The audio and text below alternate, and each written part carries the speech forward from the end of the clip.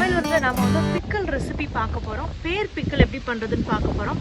அதாவது காயாக நீங்கள் பேர் எடுக்கும்போது நல்லா காயாக எடுத்துக்கிறோங்க. காயாக எடுத்து நான் பழுத்த பழமாக எடுத்துக்கிட்டீங்க அப்படின்னா பிக்கல் நல்லா வராது, இனிப்பு தன்மையாக இருக்கும். நல்லா காயில் இருந்தால் அதை எடுத்துக்கோங்க. அந்த பேரை வச்சு நம்ம எப்படி பிக்கல் பண்ணுறது, ஸ்பைஸியாக பிக்கல் பண்ணுறதுன்னு பார்க்க போகிறோம். வாங்க வீடியோக்குள்ளே போகலாம். பேர் பிக்கல் எப்படி பண்ணுறதுன்னு பார்க்கலாம். நான் சமையல் விருந்தில் நிறைய பிக்கல் ரெசிபிஸ் போட்டிருக்கேன். லிங்க் வந்து டிஸ்கிரிப்ஷன் பாக்ஸில் கொடுக்குறேன், பார்த்துக்கிறேங்க. நான் முன்னாடியே சொன்ன மாதிரி இந்த ஊறுகாய்க்கு வந்து இந்த பேர் நல்லா காயாக இருக்கணும். அதாவது ஆப்பிள் கடிக்கும்போது எவ்வளோ க்ரன்ச்சியாக இருக்கோ அந்த அளவுக்கு இந்த பேர் வந்து நல்லா க்ரன்ச்சியாக இருந்தால் தான் நம்மளால் ஊறுகாய் பண்ண முடியும். அப்படி நீங்கள் பழத்தில் பண்ணிட்டீங்க அப்படின்னா அது வந்து புட்டிங் மாதிரி ஆயிரும். ஸோ அதனால் நல்லா காயாக பார்த்து எடுத்துக்கிறோங்க. முதல்ல இதை தண்ணியில் நல்லா கழுவிக்கிறோங்க. கழுவிட்டு ஒரு ஷாப்பிங் போர்டில் எடுத்து வச்சுட்டு அதை நம்ம குட்டி குட்டியாக கட் பண்ண போகிறோம். கட் பண்ணுறதுக்கு முன்னாடி நம்ம ஒரு வேலை பண்ணணும். என்னென்னா, ஒரு பெரிய பவுல் எடுத்துக்கோங்க. அதில் நான் 2 கப்புக்கு நான் தண்ணி ஊற்றுறேன். 2 கப்பு தண்ணி ஊற்றிட்டு அதில் வந்து கொஞ்சம் உப்பு சேர்த்துக்கலாம். ஒரு 1/2 டீஸ்பூனுக்கு உப்பு சேர்த்துட்டு அதை உப்பை நல்லா கரைச்சி விட்ருங்க. தண்ணியில் கரைச்சதுக்கப்புறம் நம்ம குட்டி குட்டியாக கட் பண்ண அந்த பேர்ஸ் இருக்குல்லையே, அந்த பீசஸ் எல்லாத்தையுமே இதில் போடலாம். ஏன்னா பேர் வந்து உருளைக்கிழங்கு எப்படி கட் பண்ணும்போது உடனே ப்ரௌனாக மாறுமோ அதே மாதிரி பேரும் அந்த மாதிரி ப்ரௌனாக மாறிடும். ஸோ நமக்கு வந்து அந்த டிஸ்கலர் ஆகாமல் இருக்கிறக்காண்டி நான் உப்பு தண்ணியில் போடுறேன். இது ஒரு ஆப்ஷன், இதுவும் பண்ணலாம். அப்படி இல்லைன்னா பேரை கட் பண்ணிவிட்டு அதில் வந்து ஹாஃப் லெமனை பிழிஞ்சு விட்டு ரப் பண்ணி விட்டுட்டிங்க அப்படின்னா அந்த தன்மையிலையும் அது வந்து கருத்து போகாமல் இருக்கும். இப்போ அது தனியாக இருக்கட்டும். இப்போ நான் இதில் வந்து எந்த பாத்திரத்தில் நீங்கள் வந்து ஊறுகாய் கிண்ட போகிறீங்களோ அதில் வந்து நான் 1/3 கப்புக்கு நல்லெண்ணெய் சேர்த்துருக்கேன்.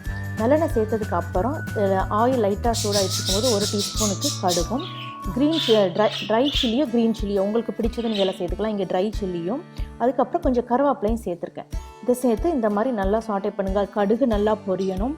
அதே போல் அந்த காஞ்ச மிளகாவும் கருவேப்பிலையும் நல்லாவே நமக்கு அதில் வதங்கணும். அதுக்கப்புறம் நான் கடுகு வந்து 1 டீஸ்பூனுக்கு வந்து இந்த மாதிரி பொடி பண்ணி வச்சுருக்கேன், அதை சேர்க்குறேன். வெந்தய பொடி 1 டீஸ்பூனுக்கு சேர்த்துக்கிறேங்க. அதுக்கப்புறம் பெருங்காயத்தூள் வந்து 1/2 டீஸ்பூனுக்கு சேர்த்துக்குங்க. சேர்த்ததுக்கப்புறம் இங்கே சில்லி பவுடர் 2 டீஸ்பூனுக்கு நான் சேர்க்குறேன். உங்கள் காரத்தை தகுந்து இன்னும் கூட நீங்கள் ஜாஸ்தி சேர்த்துக்கலாம். சில்லி பவுடர் சேர்த்ததுக்கப்புறம் நீங்கள் தீயை கம்மி பண்ணிக்கிறங்க. கம்மி பண்ணிவிட்டு இந்த மாதிரி நல்லா மிக்ஸ் பண்ணுங்கள்.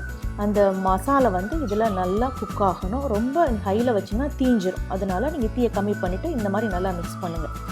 இந்த மாதிரி நல்லா மிக்ஸ் பண்ணி ஒரு நிமிஷத்தில் இது ரெடி ஆயிரும். இப்போ நீங்கள் பேர்ஸை வந்து தண்ணியை வடிகட்டினதுக்கு அப்புறம் இந்த பேர் பீசஸை இந்த கலவையில் சேருங்க. சேர்த்ததுக்கப்புறம் நான் இங்கே 1/3 கப்புக்கு ஒயிட் வினிகர் சேர்க்குறேன். அதாவது ஆயிலும் வினிகரும் சேம் அமௌண்ட் 1/3 நான் சேர்த்துருக்கேன். சேர்த்ததுக்கப்புறம் உப்பு சேர்த்துக்கோங்க. நம்ம ஏற்கனவே பேரை வந்து உப்பு தண்ணியில் ஊற போட்டிருக்கோம். அதனால் இப்போ உப்பு சேர்க்குறோம். அதனால் உப்பு வந்து தேவைக்கேற்ப நீங்கள் சேர்த்துக்கலாம். ஸோ உப்பு சேர்த்ததுக்கப்புறம் இதை நல்லா மிக்ஸ் பண்ணி விடுங்க. அந்த மசாலையில் இந்த பேர் பீசஸ் எல்லாமே நல்லா கோட் ஆகணும்.